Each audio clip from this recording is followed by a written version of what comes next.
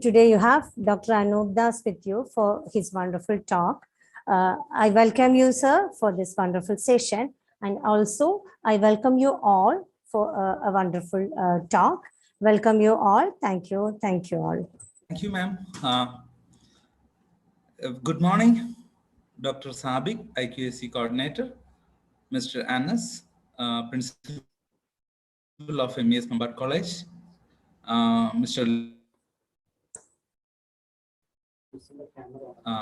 Dr. Srija, in the camera, and my dear students and faculties. Am I audible? Yes, sir, you are. Okay, that's good. So I am here to explain about the possibilities and the way that we are going to cross for the couple of years in MES Mumbai College has to be a worth journey in your life. So I am here to introduce the possibilities of research, especially in the PG programs, as well as in your future life also. I'll also be talking about the possible avenues, scholarships, and everything which is related with research. Can I share my screen? Yeah.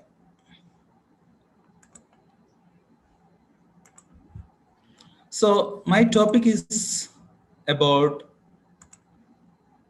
nurturing the culture of research. And we will be asking a question.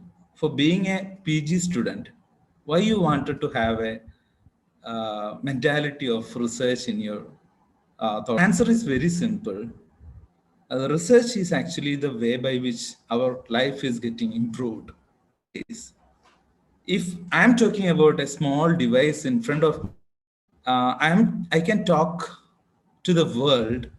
I can interact with the people across the globe about more than 200 countries with a small device, which has actually been an invention recent centuries. So if this kind of one important invention is happening, we can expect some wonders in another 20 years. Talk about the cars. Automatic cars have come. Driverless cars have come. The drones can deliver their goods. No need to wait for the courier man to come over to your home. It can airdrop over Amazon. Imagine. And Amazon have also a very interesting supermarket in the United States. That means the supermarket, collect all the items that you wish to buy, just walk out. In the sense, you do not need to pay. In the sense, your bills are not being counted in a way that the conventional supermarkets do. The moment you take off the materials from the rack, that will be counted as, okay, you have taken a paste worth rupees $2, but $2 have been removed from your account, bank account. Because you are walking with a card that has been provided with Amazon, any other big companies. So this kind of revolutions have happened. And that is the place where the research is important. And I understand that there are language people around us, and every possible avenues in research will be discussed. And I urge everyone to interact with us, because possibly there will be some problems with the, I think, Sabik sir, the mic can be switched on by the students or what? My question is, anyone can talk, right? Shaheen, could you switch on the mic of everyone? Then everyone can interact with Anup sir. So in the sense, we are going to have some questions, and we have only 50 people around us, so that I expect everybody's cooperation. Anup sir, you can switch it again, once again, your mic. Okay, now it's okay. It's okay. Now everyone can switch on your mic and speak out.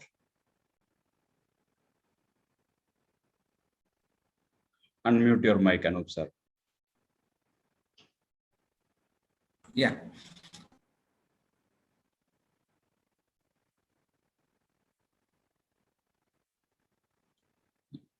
You are not audible. Yeah, I understand that everyone can talk to me. So now the talk outline is about a simple question. In the beginning, when I used to take classes across the state, I used to get good questions from the people who is having the age of 10 to 15. And when I go up, like degree students, they will just keep mom. When I go up again, PG students, they will keep mom like anything. But I used to get questions if we are going crossing the limit again when it comes to the PhD. So my question is, why do we need to ask questions? That is actually fundamental right of a student actually. You are here to trouble the teachers, I would say, not by means of doing some other exercises, but means of asking questions. The students who is coming over to the MES Mambad College is actually the strength of the teachers. And that's why I'm telling, you should trouble teachers by means of asking several questions possible. And for that, you need to think about it. And you cannot simply ask what is the scientific name of guava and all, because it is available in the Google. But there are some questions that Google cannot give you an answer. That kind of questions has to be asked. That is why where you can identify by yourself by a student. Otherwise, you're just a part of the crowd, I would say. Then the question's quality. If you want to ask the question, okay, day after onwards, first hour itself, you will start asking questions. You should ask question, and there is a question that what are the good qualities of a good question? A good quality question is always having it should have a very, very wide thought process. Then only you can ask questions. So that make it sure that you're asking a question which is valid and very relevant. And I'll also be talking about opportunities that is waiting for you. And yesterday I was talking about a scholarship which has been recently given by the government of Kerala. It is 25,000 rupees will be given for a 6-month project in. It's not a bad amount, right? 25,000 is, you can buy journals, you can buy equipment, you can buy chemicals, you can language people, you can think about and everything with the fund. So scholarship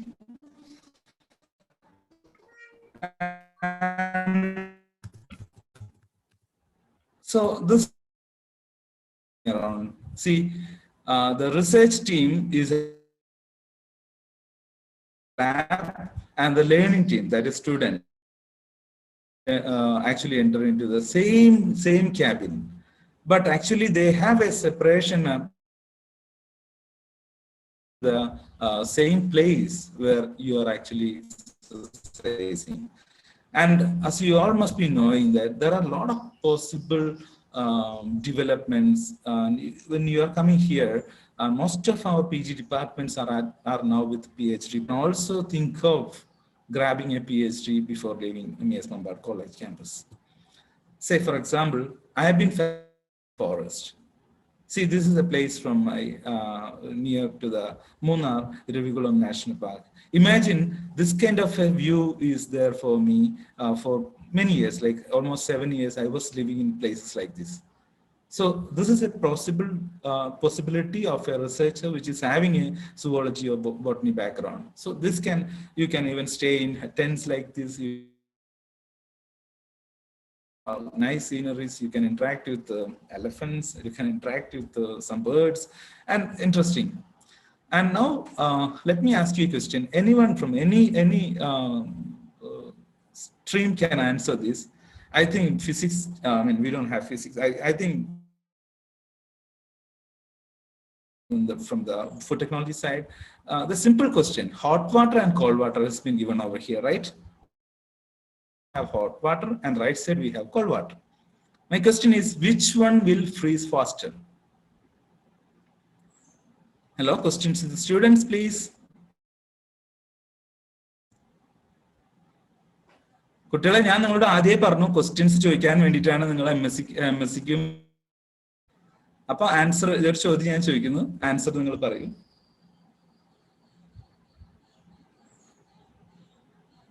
sir hot water. Muhammad Fazil. അതിന്റെ കാരണം കൂടി പറയോ മുഹമ്മദ് ഫാസിൽ? കാരണം അറിയില്ല sir, അത് കേട്ടിട്ടുള്ളൂ, just കണ്ടിട്ടുണ്ട് അല്ലേ? ഞാനൊരു ചോദ്യം ചോദിച്ചോട്ടെ. ഇനി വേറെ ആർക്കെങ്കിലും മറ്റേ മുഹമ്മദ് ഫാസിലിന്റെ അഭിപ്രായത്തിനോട് യോജിക്കാതിരിക്കാൻ പറ്റുന്നുണ്ടോ? അതായത് അതല്ല കോൾഡ് വാട്ടർ ആവൂലേ? ഒന്ന് ആലോചിച്ച് നോക്ക് നിങ്ങൾ. വളരെ സിമ്പിൾ ലോജിക്കാണ്. തണുത്ത വെള്ളം ചൂടുവെള്ളം വെച്ചിട്ടുണ്ട്, അത് നമ്മൾ ഫ്രീസറിലേക്ക് വെക്കുകയാണ്. ഓൾറെഡി തണുത്ത വെള്ളത്തിനല്ലേ എളുപ്പം ഉണ്ടാവുക.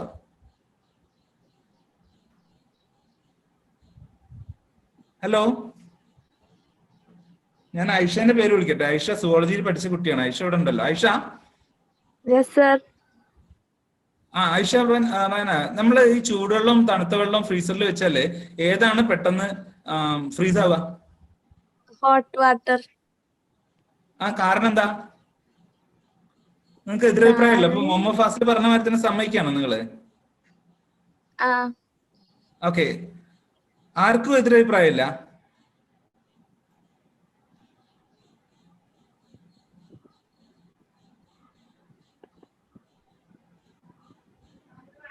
ഹലോ, എല്ലാരും ആദ്യം സ്റ്റിക്ക് ഓൺ ചെയ്യാണോ?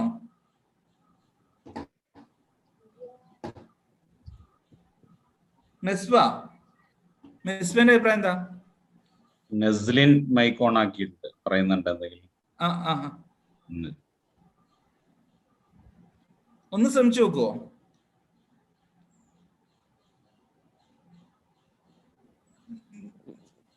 മെസ്വ കേൾക്കുന്നുണ്ടോ? റസ്ലിൻ എനിക്ക് കാണാൻ പറ്റുന്നില്ല. നമുക്ക് ആകെ 5 പേരെ കാണുന്നുള്ളൂ. ലോജിക്കലി ഒന്ന് ആലോചിച്ച് നോക്കൂ. തണുത്ത വെള്ളമല്ലേ പെട്ടെന്ന് ഫ്രിഡ്ജിൽ വെച്ച് ഫ്രീസ് ആവുക?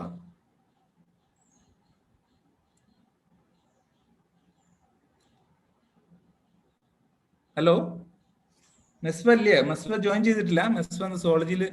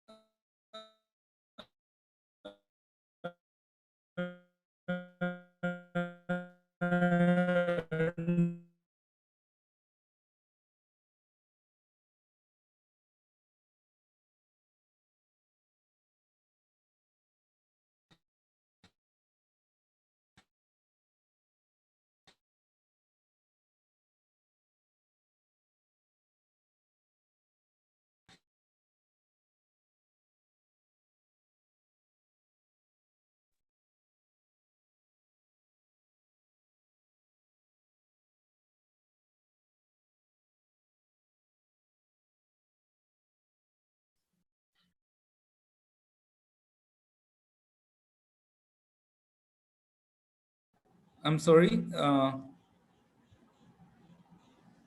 ഓക്കെ, ഇതിന് ഇപ്പൊ കേൾക്കാമോ? ഹലോ,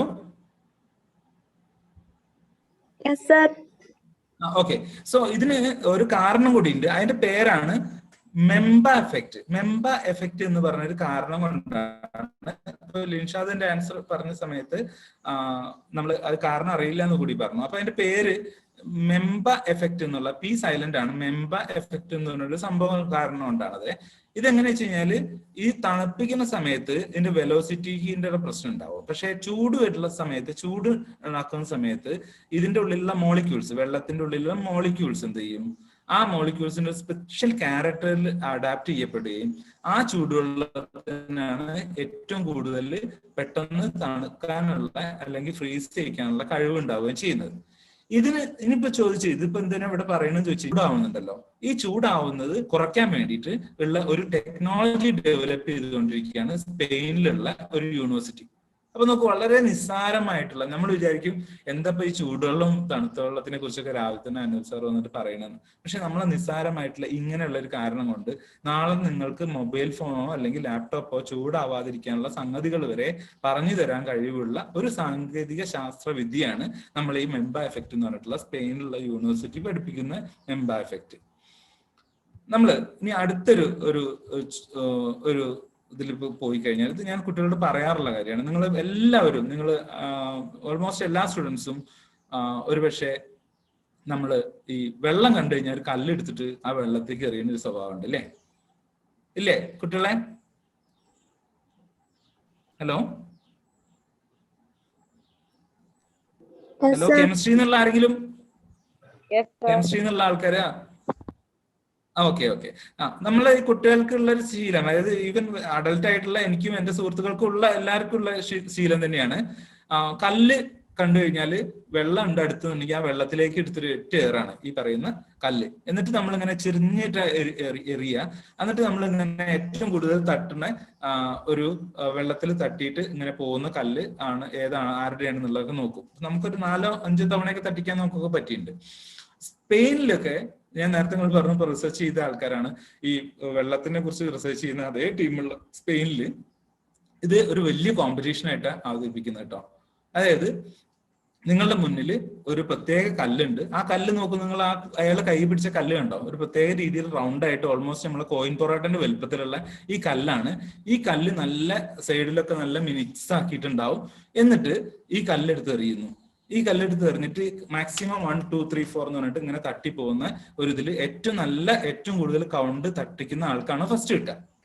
അപ്പൊ ഒരാൾക്ക് ഫസ്റ്റ് കിട്ടി, അയാൾ 32 തവണ ഈ കല്ല് വെള്ളത്തിൽ തട്ടിച്ചിട്ടാണ് അയാൾ എറിഞ്ഞത്. ഒന്നുകൂടി പറയാം, അയാൾ ചെറിയ രീതിയിൽ ചെരിഞ്ഞിട്ടാണ് എറിയുന്നത്. ചെരിഞ്ഞിട്ട് എറിയുന്ന സമയത്ത് കല്ല് ഇങ്ങനെ മേലെ വെള്ളത്തിന്റെ മേലെ തട്ടി തട്ടി തട്ടി തട്ടി പോകുന്നു. അയാളുടെ റെക്കോർഡ് എന്ന് പറഞ്ഞാൽ 32 ആയിരുന്നു. ഏറ്റവും ഹയസ്റ്റ് ആയിട്ടുള്ള കൗണ്ട് എടുത്തത് ഇയാളായിരുന്നു. അദ്ദേഹത്തിന് ഫസ്റ്റ് പ്ലേസും കിട്ടി. അപ്പൊ ഇതൊക്കെ കണ്ട് അവിടെ നിൽക്കുന്ന ഒരു ശാസ്ത്രജ്ഞൻ ഉണ്ടായിരുന്നു. ആ ശാസ്ത്രജ്ഞൻ എന്താ ചെയ്തതെന്ന് അറിയോ? നേരെ കുറെ കണക്കൂട്ടലുകളൊക്കെ നടത്തിയിട്ട്, അതായത് അയാൾ എത്രമാത്രം ചെരിഞ്ഞിട്ടുണ്ട്, എത്രമാത്രം സ്പീഡിലാണ് ഈ കല്ല് ഡെലിവർ ചെയ്തതെന്നൊക്കെ അയാൾ കൗണ്ട് ചെയ്ത് പഠിച്ചു. നിങ്ങൾക്കറിയാം ഫുട്ബോൾ അല്ലെങ്കിൽ നമ്മുടെ ക്രിക്കറ്റിലൊക്കെ ബൗളേഴ്സിന്റെ ബൗളിംഗ് സ്പീഡ് വരെ കാൽക്കുലേറ്റ് ചെയ്യാൻ യന്ത്രങ്ങൾ ഉണ്ടല്ലോ. കാരണം അതുകൊണ്ട് തന്നെ ഇദ്ദേഹം ഇതൊക്കെ പഠിച്ചതിന് ശേഷം നേരെ പോയത് നമുക്ക് എല്ലാവർക്കും അറിയാവുന്ന ഏറ്റവും പ്രശസ്തമായിട്ടുള്ള ശാസ്ത്ര സാങ്കേതിക ബഹിരാകാശ ഗവേഷണം നടത്തുന്ന നമ്മളെ നാസയുടെ അടുത്തേക്കാണ്. നാസയുടെ അടുത്തേക്ക് പോയിട്ട് പറഞ്ഞു, നമ്മളുടെ സ്പേസ് ഷട്ടിൽ എന്ന് പറഞ്ഞിട്ട് ഉള്ള സാറ് സ്ലൈഡ് പിന്നെ ഷെയർ ചെയ്യുന്നുണ്ടോ? ഇല്ലല്ലോ. ഓക്കെ ഷെയർ ചെയ്യുന്നുണ്ട്. വ്യൂ കാണുന്നില്ല. ഞാൻ പറയാം.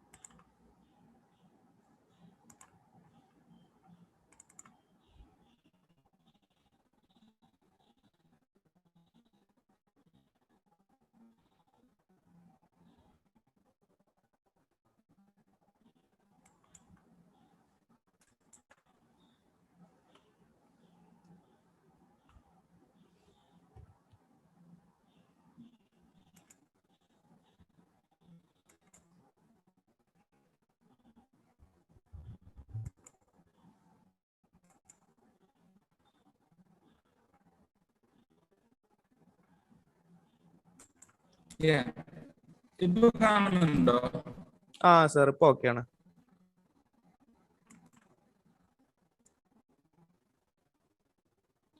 Sorry for that. അതിനിടയ്ക്ക് ഒന്ന് ജസ്റ്റ് നെറ്റ് കണക്ഷൻ കട്ടായിരുന്നു സംശയം. ഓക്കെ, ഇതാണ് ഞാൻ പറഞ്ഞപ്പോ സ്പെയിനിലെ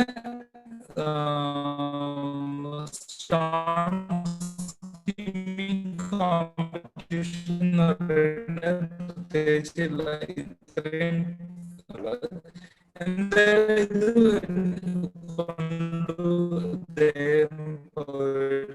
നേരെ ശാസ്ത്രജ്ഞൻ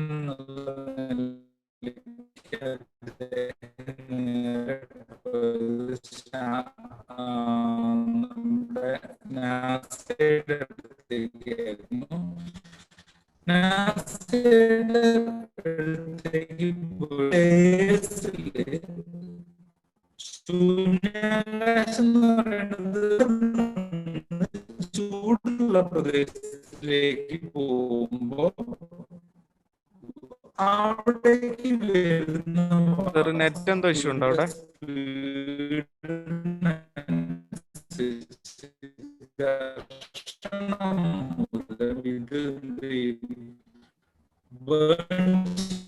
അനൂപ് സാറേ ബ്രേക്ക് ആവുന്നുണ്ട് sound. Anoop sir, Anoop sir വളരെ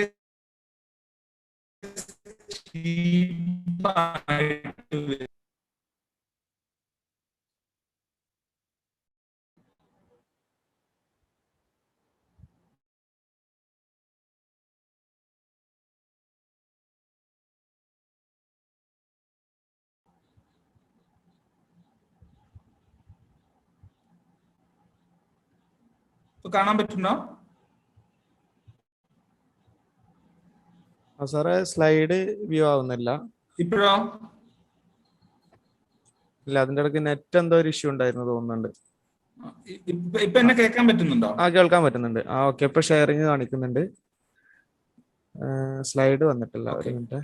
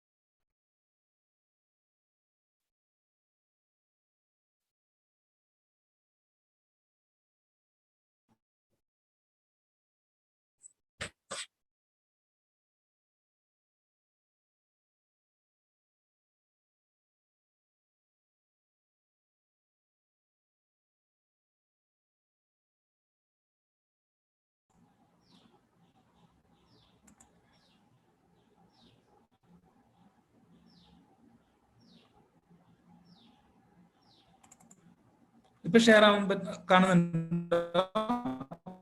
സാറുടെ നെറ്റ് എന്തോ ഒരു ഇഷ്യൂ ഉണ്ട് തോന്നുന്നു. ബ്രേക്ക് ആവുന്നുണ്ട് സൗണ്ട്.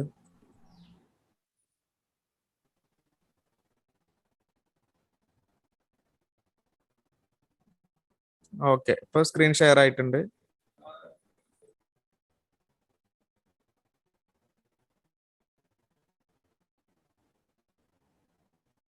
ഓക്കെ, ഇപ്പൊ ക്ലിയർ ആണോ? ഇപ്പൊ സ്ലൈഡ് ഓക്കെയാണ്.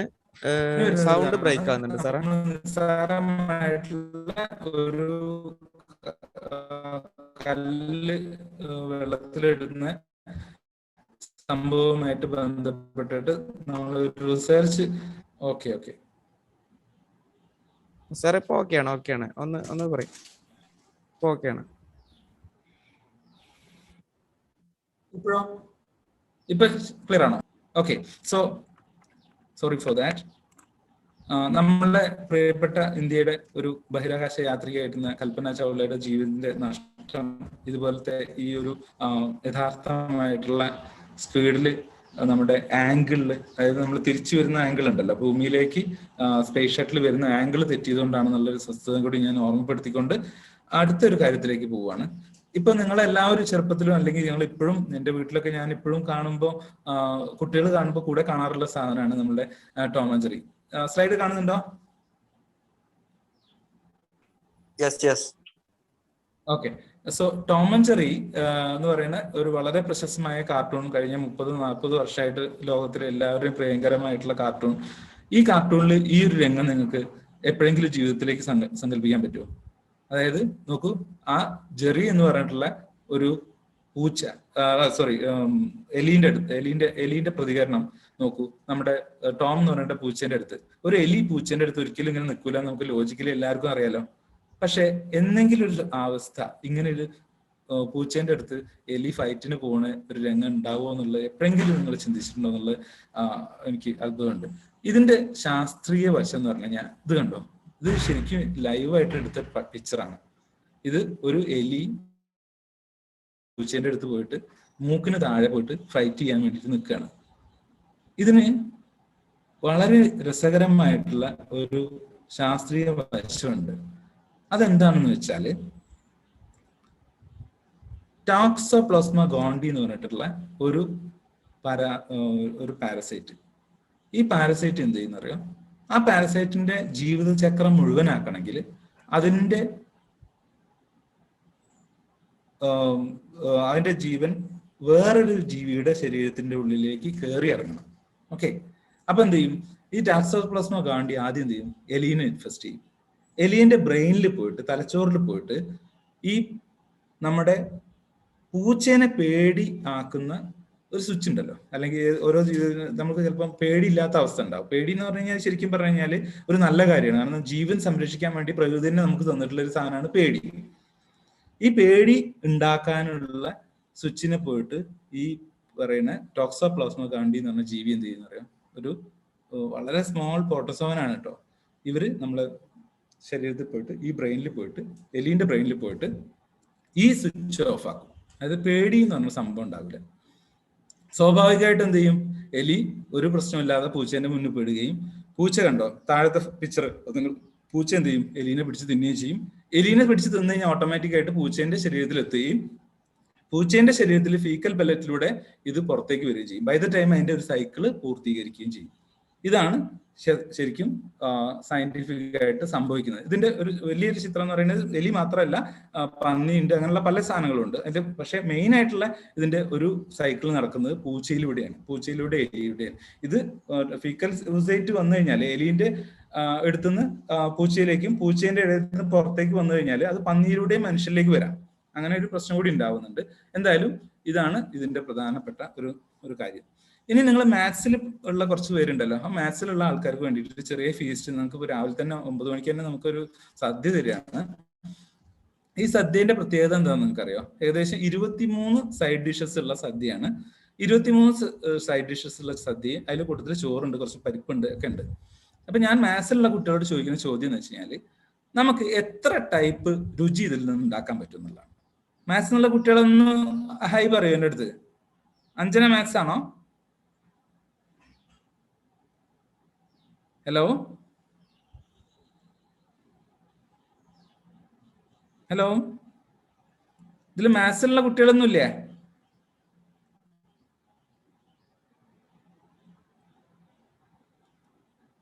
വായിസ് സാർ, ഞാൻ പറയുന്നത് ക്ലിയർ ആണോ നിങ്ങൾക്ക്? സാർ ക്ലിയർ ആണ് പറയുന്നത്. ഓക്കെ. മാത്സിലെ കുട്ടികളൊന്നും ഇല്ലേ ഇതില്? മാത്സിലെ കുട്ടികൾ ജോയിൻ ചെയ്യാൻ വിട്ടുപോയോ? ഹലോ,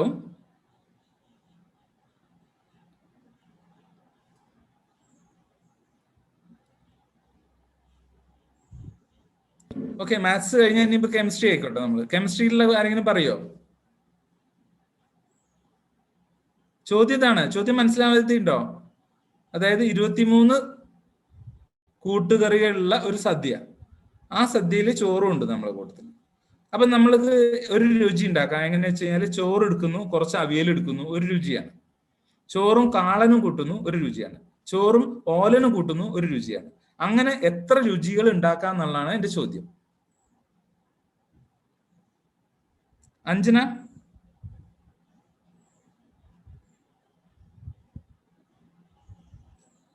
അഞ്ജന, ഹലോ, കേൾക്കുന്നുണ്ടോ അഞ്ജന? ഓക്കെ. സോ ഞാൻ അതിന് മാത്സിലുള്ള കുട്ടികളോട് ചോദിക്കാനുള്ള കാരണം എന്ന് വെച്ചാൽ പെർമ്യൂട്ടേഷൻ കോമ്പിനേഷൻ എന്ന് പറയുന്ന അതിലുള്ള പെർമ്യൂട്ടേഷൻ എന്ന് പറയുന്ന ഒരു സംഭവമാണ് ഈ പറയുന്ന ചോദ്യത്തിന് ഉത്തരമായിട്ട് വരുന്നത്. എന്തായാലും നമുക്ക് നിസ്സാരമായിട്ടുള്ള ഒരു സംഖ്യയല്ല. എനിക്കറിയില്ല ഇത് എങ്ങനെ കണക്ക് കൂട്ടേണ്ടതെന്നുള്ളത്. ഇത് ഏകദേശം ഒരു കോടാനുകോടി ടേസ്റ്റുകൾ നമ്മളെ സിമ്പിൾ ആയിട്ടുള്ള ഒരു സദ്യയിൽ നിന്ന് ഉണ്ടാക്കാന്നുള്ള വസ്തുതയാണ് ഞാൻ നിങ്ങളോട് പറയാൻ ശ്രമിച്ചിട്ടുള്ളത്. ഈ സദ്യ എന്ന് പറയുന്നത് നമുക്ക് എല്ലാവർക്കും നിസ്സാരമാണെങ്കിലും ഇപ്പൊ ഇംഗ്ലീഷുകാരെ സംബന്ധിച്ചുള്ള അവർക്ക് ബ്രെഡ്, ജാം, ബട്ടർ എന്നുള്ള 3 കോമ്പിനേഷനാണ് ബ്രേക്ക്ഫാസ്റ്റ് ഉള്ളത്. നമുക്ക് പുട്ടുണ്ട്, ഇഡ്ഡലി ഉണ്ട്, ഇഡ്ഡലി സാമ്പാർ ഉണ്ട്, അങ്ങനെയുള്ള ഒരുപാട് വെറൈറ്റീസ് ഉണ്ട് നമ്മളെ ഡിഷസിനൊക്കെ. അപ്പം നമ്മളുടെ നിസ്സാരമായിട്ടുള്ള നമ്മളുടെ എല്ലാ കല്യാണങ്ങളിലൊക്കെ പോയിട്ട് നമ്മൾ കഴിക്കാവുന്ന സദ്യക്ക് ഏകദേശം ഇത്ര തരത്തിലുള്ള രുചികൾ ഉണ്ടാക്കാന്നാണ് കണക്ക്. ഇത്ര തരത്തിലുള്ള, അതായത് 23⁻23 എന്നുള്ള രീതിയിലാണ് കണക്ക് കൂട്ടുക. അപ്പൊ നമുക്ക് ഇത്രയധികം മൾട്ടിപ്പിൾ ആയിട്ടുള്ള രുചികൾ ഉണ്ടാക്കാം എന്നുള്ള വസ്തുതയാണ് ഞാൻ ജസ്റ്റ് ഷെയർ ചെയ്യുന്നത്.